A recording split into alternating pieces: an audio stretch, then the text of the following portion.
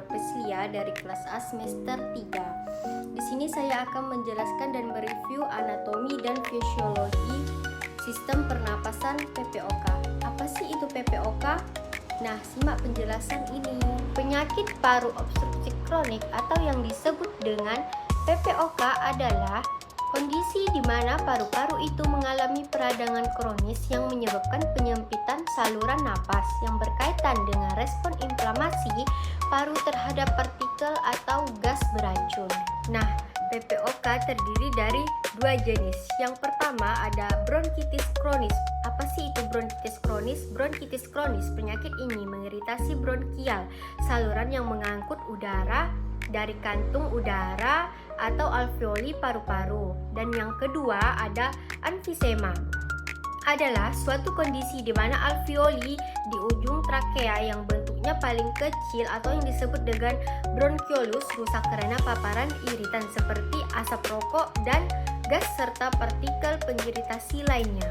Selanjutnya di sini ada struktur sistem saluran pernapasan. Yang pertama, saluran napas atas yang terdiri dari rongga hidung. Hidung merupakan salah satu saluran respirasi atas yang pertama kali dilalui oleh oksigen sebelum masuk ke bagian paru-paru. Dan yang kedua adalah faring, merupakan salah satu pernapasan yang selanjutnya dilalui oleh oksigen setelah melewati rongga hidung. Dan yang ketiga ada laring, saluran pernapasan yang dikelilingi oleh tulang rawan.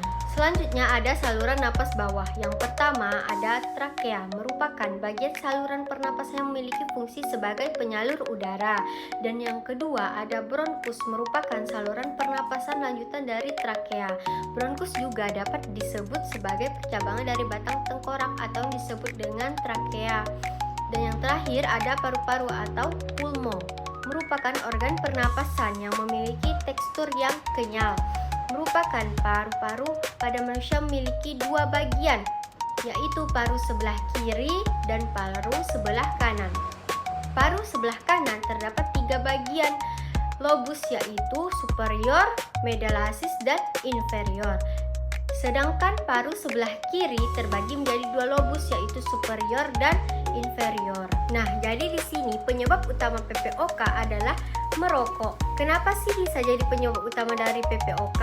Karena merokok bisa merusak silia atau disebut dengan rambut halus di bronchiolus dan trakea yang seharusnya mendorong zat asing dan patogen dari seluruh napas bawah ke saluran napas atas agar dapat dikeluarkan melalui batuk atau sering terpapar asap rokok yang disebut dengan perokok pasif.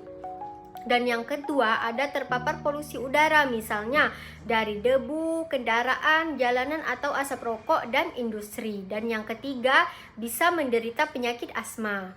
Nah, di sini ada gejala-gejala PPOK. Yang pertama sesak napas, dan yang kedua ada batuk kronik atau tanpa berdahak yang tidak kunjung sembuh. Dan yang ketiga, dada terasa sesak atau berat.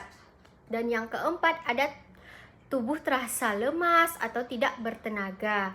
Dan yang terakhir bisa juga penurunan dari berat badan.